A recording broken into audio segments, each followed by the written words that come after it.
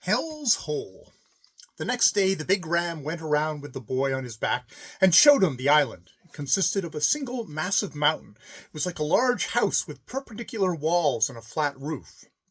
First the ram walked up on the mountain roof and showed the boy the good grazing lands there, and he had to admit that the island seemed to be especially created for sheep.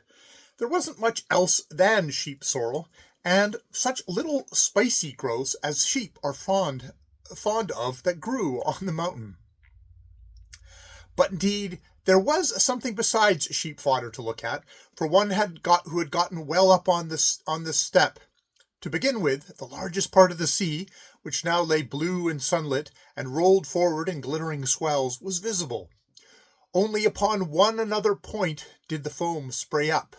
To the east lay Gotland, with even and long stretched coast, and to the southwest lay Great Karl's Island, which was built on the same plan as the little island. When the ram walked to the very edge of the mountain roof, so the boy could look down the mountain walls, he noticed that they were simply filled with birds' nests, and in the blue sea beneath him lay surf scudders, and eider ducks, and kittiwakes, and gullinmots, and razorbills, so pretty and peaceful, busying themselves with fishing for small herring. "This is really a favoured land," said the boy. "You live in a pretty place, you sheep." "Oh yes, it is pretty enough here," said the big ram. It was as if he wished to add something, but he did not, only sighed. "If you go about here alone, you must look out for the crevices which run all around the mountain," he continued after a little. And this was a good warning, for there were deep and broad crevices in several places. The largest of them was called Hell's Hole. That crevice was many fathoms deep and nearly 1 fathom wide. "If anyone fell down there, it would certainly be the last of him," said the big ram. The boy thought it sounded as if he had a special meaning in what he said. Then he conducted the boy down the narrow strip of shore. Now he could see those giants which had frightened him the night before at close range. They were nothing but tall rock pillars. The big ram called them cliffs. The boy couldn't see enough of them. He thought that if there had ever been any trolls who had turned into stone, they ought to look just like that. Although it was pretty down on the shore, the boy liked it still better on the mountain height. It was ghastly down here, for everywhere they came across dead sheep. It was here that the foxes had held their orgies. He saw skeletons whose flesh had been eaten, and bodies that were half-eaten, and others which had been scarcely tasted, but allowed to remain untouched. It was heart-rending to see how the wild beasts had thrown themselves upon the sheep, just for sport, just to hunt them and tear them to death. The big ram did not pause in front of the dead, but walked by them in silence. But the boy, meanwhile, could not help seeing all the horror. Then the big ram went up the mountain height again, but when he was there he stopped and said, "If someone who is capable and wise could see all the misery which prevails here, he would surely not be able to rest until these foxes had been punished." "The foxes must live too," said the boy. "Yes," said the big ram. Those who do not tear in pieces more animals than they need for their sustenance, they may as well live. But these are felons." The peasants who own the island ought to come here and help you," insisted the boy. "They have rowed over a number of times," replied the ram, "but the foxes always hid themselves in the grottos and crevices, so they could not get near them to shoot them." "You surely cannot mean, father, that a poor little creature like me should be able to get at them, when neither you nor the peasants have succeeded in getting the better of them." "He that is little and spry can put many things to rights," said the big ram. They talked no more about this, and the boy went over and seated himself among the wild geese who fed on the highland. Although he had not cared to show his feelings before the ram, he was very sad on the sheep's account, and he would have been glad to help them. "I can at least talk with Akka and Morton Goosey Gander about the matter," thought he. "Perhaps they can help me with a good suggestion." A little later, the white goosey gander took the boy on his back and went over the mountain plain and in the direction of Hell's Hole at last.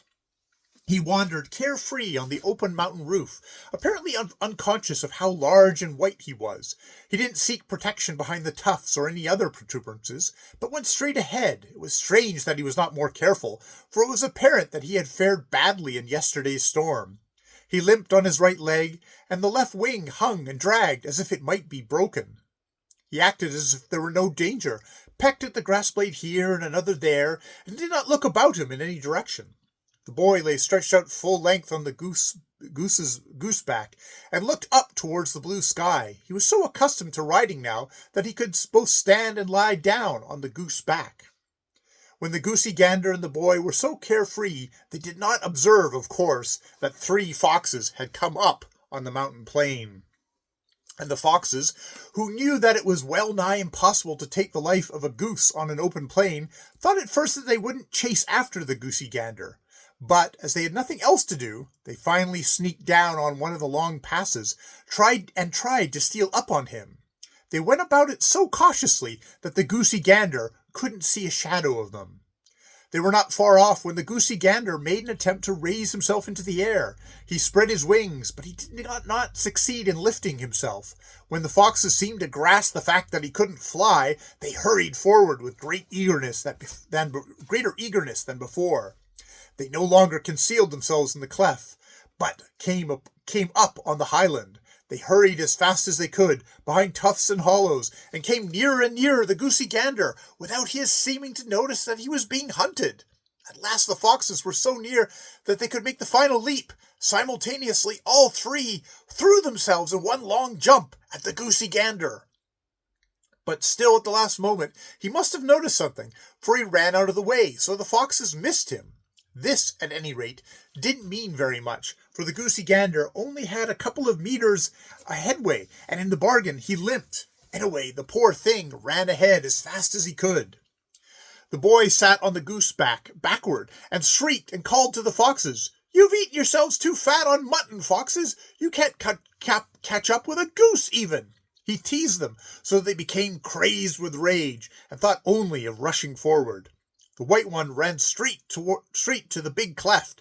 When he was there, he made one stroke with his wings and got over. Just then the foxes were almost upon him. The goosey gander hurried on with the same haste as before, even after he had gotten across Hell's Hole. But he had hardly been running 2 meters before the boy patted him on the neck and said, "Now you can stop, goosey gander." At that instant, they heard a number of wild howls behind them, and the scraping of claws and heavy falls, but of the foxes they saw nothing more. The next morning, the lighthouse keeper on Great Karl's Island found a bit of bark poked under the entrance door, and on it had been cut in slanting angular letters, "The foxes on the little island have fallen down into Hell's Hole. Take care of them." And this the lighthouse keeper did, too.